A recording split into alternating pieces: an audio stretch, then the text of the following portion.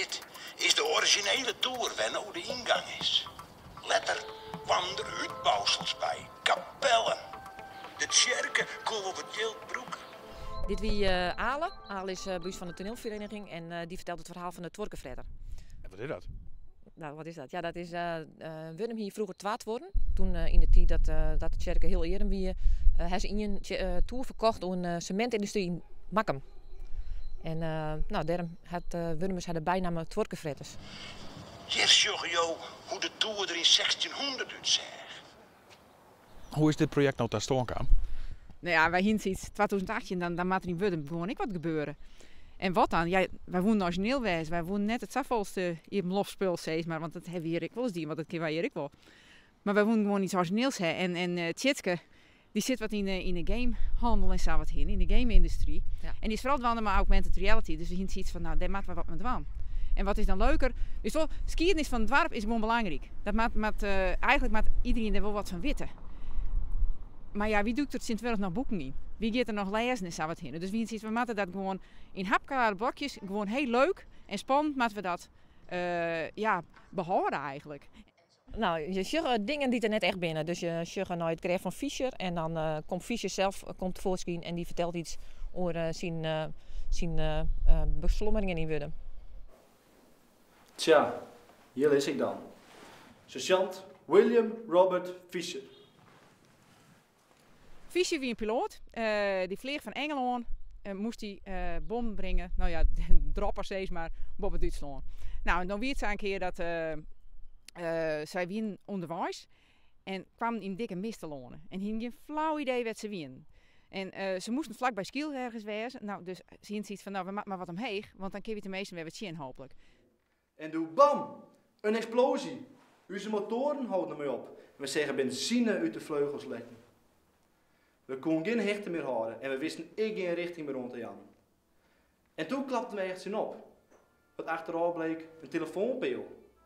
Bij Biewert. Op een gegeven moment zeggen ze dus een dwarpje, nou dat wie Wurm.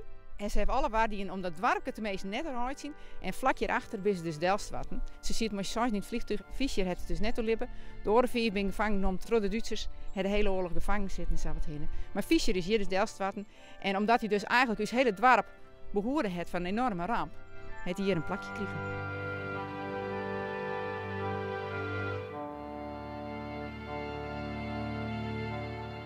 We hebben een oproep die in deze dorpskrantje van meesten, weet je een leuke ding van Wurm, of wat vind je hem dat in die app maakt.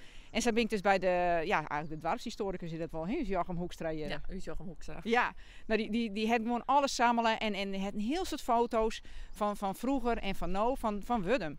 Nou jongen, als dat is machtig. En dan nou ja, ik wist dit verhaal van Fischer bijvoorbeeld net, van Jere. En van de Tworkenfredders wist ik net precies.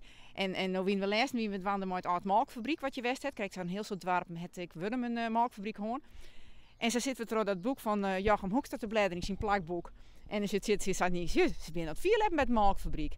51 jaar win je grote 4 wedstrijden. Werd echt de grote man normaal die wist wel zoals het FK in Weesum. Die man kwam hier ik te 4 let. Nou, dat vind ik dan super. Ik denk, dan lees dus ergens dat het een Engels televisiestation je west heeft om opname te maken in 59 of 58 wie het zei. Ja, 54. Nou, dan denk ik, jeetje, dan maak ik achterom, maar we zien dat we dat uitvinden kunnen. Nou, dat soort dingen, dat is super leuk, jong, machtig. We hebben boeten Wurm vind ik altijd wel uniek, een begraafplak van de IJsingas van vroeger nog. Oh ja. Nou, vroeger was de adel in de kerken begroeven. En op een gegeven moment, ja, dat was net zo heel hygiënisch. En Napoleon vond ik net zo'n goed idee, dus toen is dat op een gegeven moment verbeen. Maar ja, die adel die wil je net tussen het gewone volk natuurlijk lezen op het hof.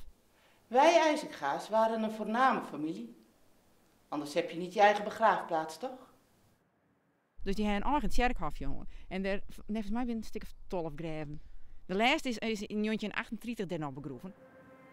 Kijkt u rustig om u heen. In de hoek vindt u het laatste graf van mijn achterkleinkind Julius. Mooi om te zien dat al die generaties de naam van mijn man nog steeds in de familie is. Nou ja, dat vind ik een mooi verhaal. Dus ja, het is al wel historisch. Ja. Het is de historie van Wurm. Alle locaties binnen historisch. En Zwiegen.